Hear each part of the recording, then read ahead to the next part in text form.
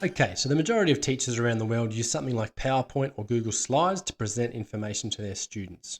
Now, there's a lot of information and a lot of technology about this, but I don't think ChatGPT or some other AI technology is capable of doing that automatically yet. Okay, but it can certainly get us 90% of the way. So how we might do this, we might say, you are a PE teacher, again, giving ChatGPT a role, create a lesson on the fitness components. Okay, now we're going to give some restrictions. Base it on the Australian HPE curriculum. Make it for year 8.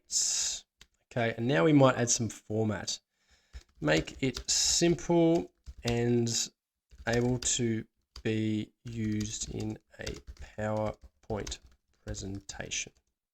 Okay, we press enter and off it goes. So we have a simple lesson plan here: title, objective, equipment, intro, body. All right, it's going through the fitness components there, which is fantastic. All right, cardiovascular, muscular strength, endurance, flexibility, body composition, etc. It's giving us a conclusion and some assessment. All right, so we might want to reformat that. Repeat, but format for PowerPoint presentation.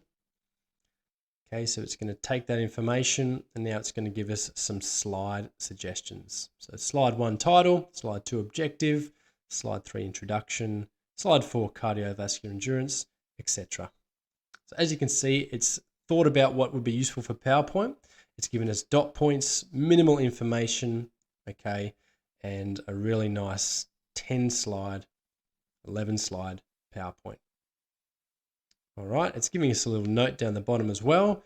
Each slide should include relevant images, graphics, and animations. That's something you can add to give your own personal flair to enhance the visual appeal of the presentation. Also consider using simple language, bullet points, and short sentences, which is what it's done. All right, so what we might do with this information now, okay, we might copy slide 2, for example. We might Google Slides, open up Google Slides. We might choose a template. This one looks nice. Start copying and pasting the information. So we might go here, get rid of this, paste it in. Okay, we can start formatting it how we like. We can move that up to the title there. All right, we can do no highlight color. We can change text, we can change the size.